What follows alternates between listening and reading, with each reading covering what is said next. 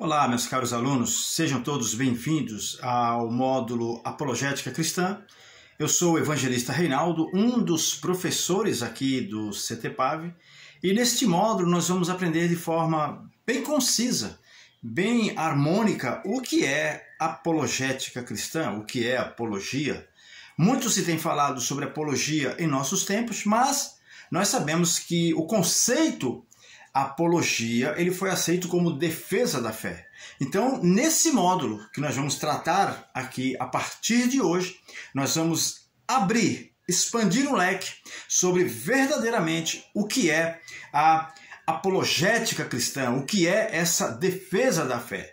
Por que nós temos que fazer defesa da fé? Por que nós temos que trabalhar esse conceito defesa da fé? Eu tenho alguns materiais para mostrar para vocês, materiais que eu uso quando quero fazer uma exegese, ou quando quero fazer a própria defesa da fé, quando eu quero fazer um estudo, quando eu quero elaborar um sermão, uma pregação, uma ministração, uma aula mesmo aí no CTPAV. Eu tenho usado um material que tem sido assim de apoio para mim há muito tempo. Então é um material resumido, porém é um material onde eu posso, de fato, trabalhar essas questões de semântica, de palavra, de contexto histórico, contexto do próprio autor, né? A linha de raciocínio do autor, a linha de raciocínio do livro que foi escrito, da carta que foi enviada, da doutrina que foi criada em cima de algo que foi esclarecido na Bíblia ou fora da Bíblia. Temos aí o conceito de trindade, não é? Que não é um conceito que nós entendemos ser no conceito bíblico, a trindade, porém é um conceito que ele foi tratado num concílio, o concílio de Constantinopla, antes o concílio de Nicéia, 325 aí da nossa era, e depois 381, que foi decidido a deidade de Jesus, 100% da deidade de Jesus, como também a divindade do Espírito Santo. Então, a apologética é um termo ele é mais expansivo do que a gente imagina. Então, os materiais que eu uso, geralmente, eu uso o Novo Testamento em grego. A gente também ministra aula de grego aí no CTPAV. Eu tenho também dado uma olhada, principalmente no que foi a filosofia dos 400 anos antes de Cristo, ali com toda aquela questão da escola de Platão, depois passando passando aí o bastão para Aristóteles, e a gente estuda um pouco de filosofia para entender por que eu estudo filosofia, por que eu faço filosofia dentro dessa questão de exegese bíblica. Eu faço filosofia porque de 323 a.C. a 320 mais ou menos da nossa era, da Era Comum, ou seja, depois de Cristo, o mundo foi helenizado. A cultura do mundo foi helenizado. Então a igreja do Novo Testamento, ela cresceu no ambiente helenístico, ela cresceu no ambiente helenizado. E o ambiente helenizado, principalmente, ele tinha essa característica filosófica. Ele tinha a característica dos grandes filósofos da época. Então eu uso bastante esse material. Uso também aqui o livro Apologética Pura e Simples, que é um livro aí do nosso curso. Também já usei, já fiz apologética em sala de aula aí com ele, para uma turma diferente de vocês. Eu espero que alguns de vocês possuam esse livro, ou todos, É um livro muito bom que fala de apologética. E vou tratar também, tenho também aqui outro material, Atos dos Apóstolos, a Igreja se fez missões, um material importantíssimo para quem quer de fato crescer aí na graça e no conhecimento, aprendendo o que aconteceu do capítulo 1 ao capítulo 28 de Atos, tá? Um tratado do Meyer Pearman, ele já tem alguns tratados, como Conhecendo as Doutrinas da Bíblia. Uso também bastante esse Conhecendo as Doutrinas da Bíblia. Uso também muito, um dicionário universal. Esse aqui é da Editora Vida, você pode adquirir. Uso também livro, através da Bíblia, livro por livro, também do Meyer Pearman, também do Meyer Pearman, e uso também aqui, é óbvio, né, que a gente vai falar um pouco de Antigo Testamento, eu uso a Bíblia hebraica, eu uso o Taná, aqui para vocês terem uma ideia, né, eu uso aqui, olha, o Taná, que é o Pentateuco, ou seja, é a Bíblia hebraica, a gente não chama de Bíblia, né, na verdade a gente chama de livros, são os livros hebraicos do Antigo Testamento. Então, para a gente ter um começo de aula bem dinâmico, eu gostaria de falar para vocês, antes de responder, na verdade, o que é apologética, eu gostaria de tratar de outro assunto, né? Eu gostaria de tratar de um assunto que tem a ver, aliás, com a questão da apologética, mas fazer uma pergunta para nós mesmos, para você que é aluno, você se faça aí essa pergunta: por que eu devo fazer o exercício da apologética? Eu peço para você que tome posse aí da sua apostila, a apostila que foi enviada para você via PDF aí no grupo. Peço para você também pegar uma caneta para você anotar versículos que nós trataremos aqui e versículos que também têm a ver com a questão da apologética cristã. Mas antes de responder a semântica da palavra, que não existe uma raiz apologética, não é? A gente tem a palavra ali no grego apologia, né, que quer dizer defesa, foi o termo mais, eu diria assim, sensível que o tradutor usou para defender, para falar de apologia. Não de propósito, porque apologia ela não se refere só à nossa fé. Apologia não se refere só à nossa fé cristã. A apologia ela se refere muito e muito também a outras áreas da sociedade, outras áreas que a gente trabalha e que a gente faz defesa de um partido político, defesa da Constituição, defesa dos direitos e valores do cidadão, defesa da carta que foi escrita, o tratado da ONU com referência ao ser humano, a pessoa, o ser humano de 1789, os grupos da ONU defendem esse material, defendem essa carta, né? E outros países que fazem apologia à sua Constituição, aos seus direitos, à lei orgânica dos municípios e por aí vai. No nosso caso aqui, nós vamos tratar de apologia cristã, defesa da fé. Eu gostaria que cada um de vocês pensasse um pouquinho sobre uma prova olímpica.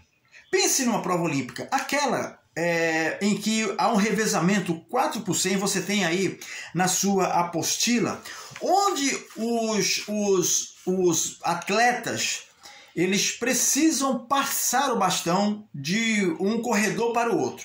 Então existe a largada, não é? A gente já deixou aqui para você tudo aí esmiuçado, mas eu queria falar assim, existe a largada que foi dada pelo corredor, a largada que foi dada pela apologia, defesa da fé, foi lá com os discípulos de Jesus Cristo, quando eles recebem a grande comissão. Eles recebem a grande comissão e o intuito da grande comissão ali é passar o evangelho de pessoa para pessoa. Isso aqui de boca a boca. As pessoas teriam que conhecer o evangelho do Senhor Jesus Cristo, as boas novas do reino de Deus, a partir da introdução ou da intervenção dos discípulos. É óbvio que um dia esses discípulos eles iriam morrer. É óbvio que esses discípulos um dia eles iriam parar de fazer a propagação do evangelho. Então, dentro desse contexto apologético, eles vêm trabalhando essa questão, esse sistema apologético, passando o bastão da questão do evangelho, passando esse bastão para o próximo corredor. Então, começou com os discípulos, foi passando pela primeira igreja, foi passando pela primeira fase dos 100 anos, depois até os 200 anos, depois até o ano 320, e por aí foi se constituindo a defesa da fé. Até nós termos hoje, não é, a Bíblia Sagrada, e eu espero que você tenha uma boa Bíblia Sagrada. Me perguntaram em sala de aula qual é a melhor tradução da Bíblia. E eu aprendi assim, a melhor tradução da Bíblia é a que você tem. Por que é a que você tem? A que você tem, ela pode abrir espaço para você consultar outras Bíblias, outras traduções, né? Para você abrir, expandir a sua mente. Então eu tenho aqui uma Bíblia de aplicação pessoal, é uma Bíblia de estudo, porém eu não fico só com ela, né? Quando eu quero ver um termo, quero conhecer um termo, eu pego outras traduções. Então a melhor tradução que você tem é a tradução que está aí na sua mão. Então pegue a sua Bíblia, né? e entenda essa questão daquilo que foi escrito e passado para nós, daquilo que foi transmitido a nós pelos copistas. Então não é fácil fazer um trabalho de copismo. Eu trabalhei com os alunos do curso passado agora, nós estávamos falando sobre várias questões e eu fiz com que eles analisassem um copismo bíblico. Eles fizeram isso em sala de aula e eles viram a dificuldade que é para um copista, né? Aquele que tem o dever de pegar as letras ali e colocá-las todas à sua ordem e transmitir e transliterar aquela palavra e depois traduzir aquela palavra para o contexto do que ele estava escrevendo. Então a apologética é você também trabalhar essa questão do contexto bíblico, o contexto de época, o contexto que se falava, qual é o plano, qual é a linha de raciocínio, qual é o argumento do autor. Você precisa saber do argumento do autor para você fazer uma boa exposição exegética, não é? Então, naquele revezamento 4x100, os atletas, eles vão passando o bastão de um atleta para outro, num determinado ponto da corrida. Num determinado ponto da corrida, eles passam o bastão de um atleta para outro. E aquele atleta que segura o bastão, ele tem a obrigação de manter aquele bastão em suas mãos, porque se o bastão cair, eles perdem pontos, né? E perde até, muitas vezes, uma equipe que é favorita pode perder a corrida ali, pode perder a medalha de ouro por um desleixo daquele que tentou segurar o bastão e não conseguiu segurar.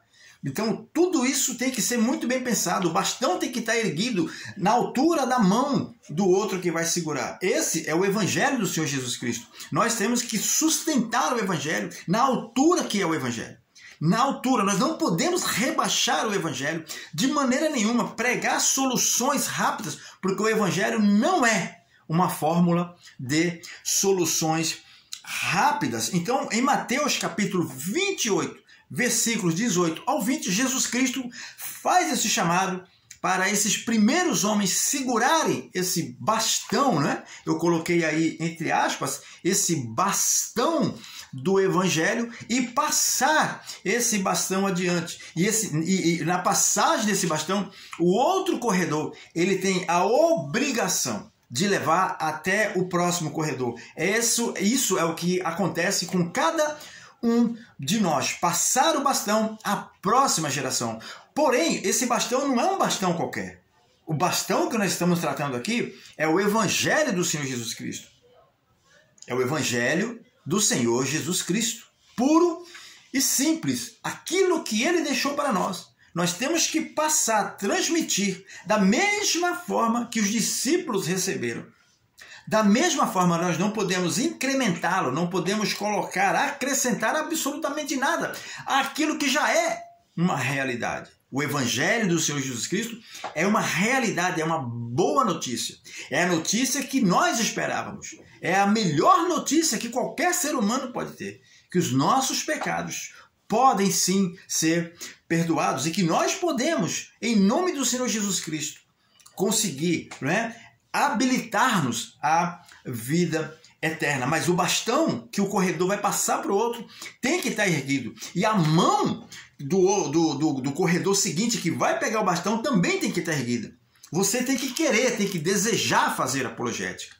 Você tem que aprender a fazer apologética. Não é esse o intuito aqui do nosso curso, que você aprenda a fazer apologética, aprender no sentido de responder, mas nós vamos dar algumas dicas bíblicas, não são dicas de professor, dicas do mestre, não. São dicas de apóstolos, pessoas que passaram por problemas seríssimos, de pessoas que apostatando da fé, estavam pregando outro evangelho, o evangelho que não é o evangelho do nosso Senhor e Salvador Jesus Cristo. Então, o capítulo 28 de Mateus, versículo 18 e 20, diz o seguinte: então Jesus aproximou-se deles e disse: foi-me dado toda a autoridade no céu e na terra. Jesus Cristo recebe toda a autoridade no céu e na terra. Quando que Jesus recebe essa autoridade? É importante nós entendermos isso aqui.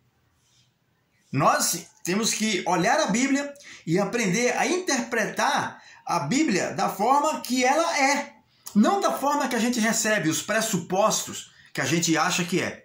Então, quando ele fala que foi-me dado toda a autoridade no céu e na terra, isso aqui foi depois que ele cumpre o seu papel. Só foi dado poder e autoridade a Jesus depois que ele cumpre o seu papel. Depois que ele anuncia as boas novas aos seus discípulos, ele cumpre o seu papel de Cordeiro de Deus, o Cordeiro expiatório, aquele que tira, como João Batista disse, não é? O pecado do mundo. Só então, depois que ele cumpre, que ele entrega para Deus a sua missão,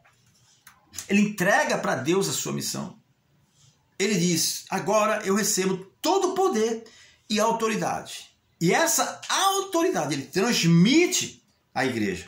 Ele transmite à igreja. Então ele diz: portanto, vão e façam discípulos de todas as nações, batizando-os em nome do Pai e do Filho e do Espírito Santo, ensinando-lhes a obedecer